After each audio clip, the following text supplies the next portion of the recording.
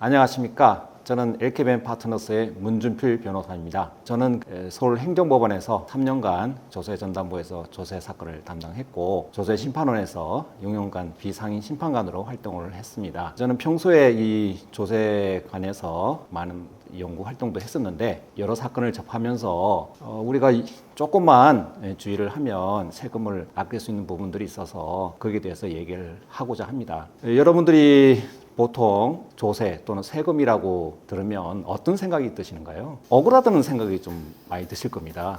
왜냐하면 평소에도 세금을 잘 내고 있는데 갑자기 또 뭘 내라고 하면은 내가 뭐 잘못한 것도 아니고 또 다른 사람들은 그런 세금을 안 내거든요. 왜 나만 그러냐? 보통 그런 얘기를 많이 하십니다. 그거는 평소에 세금에 대한 지식이라든지 정보가 부족해서 발생하는 경우가 많기 때문에 그런 부분들은 평소에 관심을 가져주셔야 합니다. 세금이라는 것은 공기와 마찬가지로 보이지 않습니다. 그런데 어느 순간 그게 실체를 드러내게 되면 아주 가혹하게 부과를 받게 돼서 아주 억울한 경우가 많습니다. 다가구 주택에 사시는 분들은 이 옥탑을 방으로 이제 개조해서 사용하는 경우가 많습니다. 보통 이러한 경우에 관할 관청에 허가를 받지 않고 이렇게 무단으로 이제 방으로 이제 개조해서 이제 월세도 받고 하는 용도로 이제 많이 사용하시는데요.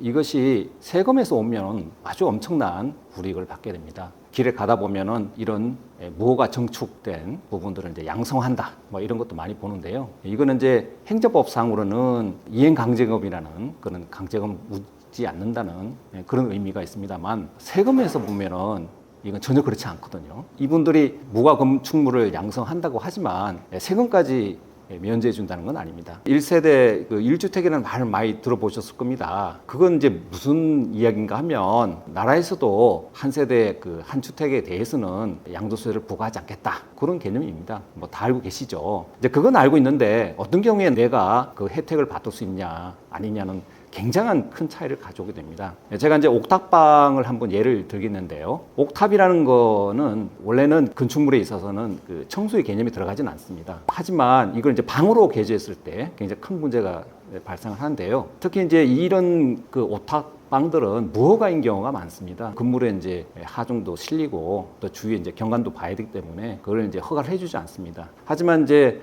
우리 이제 서민들이 방으로 이제 개조해서 거기서 이제 월세 수입도 없고 뭐 그런 목적으로 이제 무단으로 하는 경우가 많습니다. 그러면 왜 옥탑방이 나중에 1세대 1주택에 문제가 되느냐? 이제 그 경우를 이제 살펴보도록 하겠습니다. 이 다가구 주택이라는 거는 건축법상 3층 이내의 이제 주택을 다가구 주택이라고 하고요. 양도소득세에서는 이 다가구 주택을 한꺼번에 처분할 때 1세대 1주택이라는 것으로 간주하도록 되어 있습니다. 이제 그건 법으로 딱 돼 있는 거죠. 그렇다면 우리 서민들께서 이제 다가구 주택을 이제 취득하셔가지고 나중에 이제 처분하실 때 이 옥탑방이 문제가 됩니다. 근데 이 옥탑방을 이제 방으로 개조했을 때는 어떤 문제가 생기냐면 이게 주택으로 이제 산입이 되게 됩니다. 그러면 3층짜리 다가구 주택이 이제 청수가 4층이 되잖아요. 그러면 이게 다가구 주택이 아닙니다. 그러면 4층이 되게 되면 이제 그건 이제 다세대 주택이라고 이제 분류가 돼서 1세대 1주택의 혜택을 받지를 못하게 됩니다. 주택으로 따지면 4주택을 이제 양도하는 것으로 이제 간주가 됩니다. 그렇게 되면 국세청에서는 그 4주택 중에서 가장 재산 가액이 제일 많은 부분을 이제 1세대 1주택으로 해서 감면을 해주고 나머지 3개 주택에 대해서는 이제 중과세를 하게 됩니다. 그래서 나중에 이제 처분할 때 보면은 양도세가 엄청 나오거든요. 이제 보통 이제 개인들이 이제 세금 신고할 때는 자기가 1세대 1주택에 해당되는 것으로 해가지고 세금 신고를 하지 않거나 양도소득세를 이제 0으로 해서 이제 신고하는 경우가 많은데 이게 이제 이제 5년 좀 돼가지고 국세청에서 다시 이제 세금 신고한 것을 이제 조사를 하게 됩니다. 그럼 봤을 때 이 옥탑이 이거 방이네? 그렇게 되면 이제 그게 주택이 되는 거예요. 그러면 이제 양도소득세가 이제 계산이 되고 거기에 이제 가산세까지 물게 되면은 이 세금 액수가 어마어마하게 이제 되는 거죠. 그럼 당사자가 굉장히 억울하죠. 아니 내가 뭐 옥탑에 조금 먹고 살려고 방으로 개조해가지고 했는데 그게 무슨 큰 문제는 아니지만은 세법상으로는 그게 주택으로 되는 것으로 돼서 굉장히 억울한 경우가 많이 생깁니다. 그러면 당하고만 살아야 될 것이냐? 그건 아니죠. 법에도 허용할 수 있는 범위들이 좀 있습니다. 그래서 이 옥탑방이라는 것이 진짜로 방으로 사용되느냐 아니냐는 그런 실질을 따지거든요. 이게 옥탑이긴 하지만 이게 실질상으로 이제 창고다라고 해서 주택법에서 빼줘야 된다 이런 주장이 가능한 겁니다. 창고로 사용한 흔적이라든지 뭐 사진이라든지 여러 가지 이제 구조적인 그런 것들을 가지고 계신다면 입증을 해서 그 이제 벗어날 수는 있습니다. 하지만 한 5년이나 세월이 지나가지고 이것을 이제 입증하기가 보통 쉽지는 않겠죠. 그게 자료가 있을 리가 없거든요.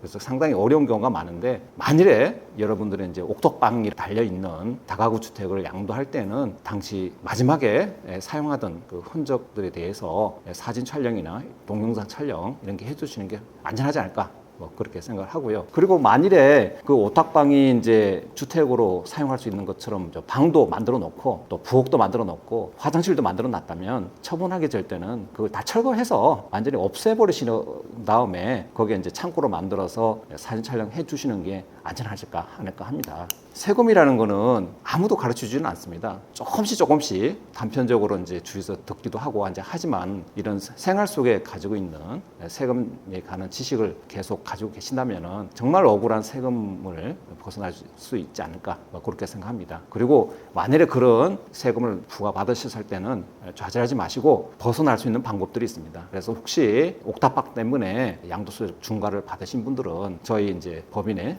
상담 전화를 이용해서 벗어날 수 있는 방법을 강구해 줬으면 좋겠습니다. 다음엔 더 좋은 주제로 해서 인사드리도록 하겠습니다.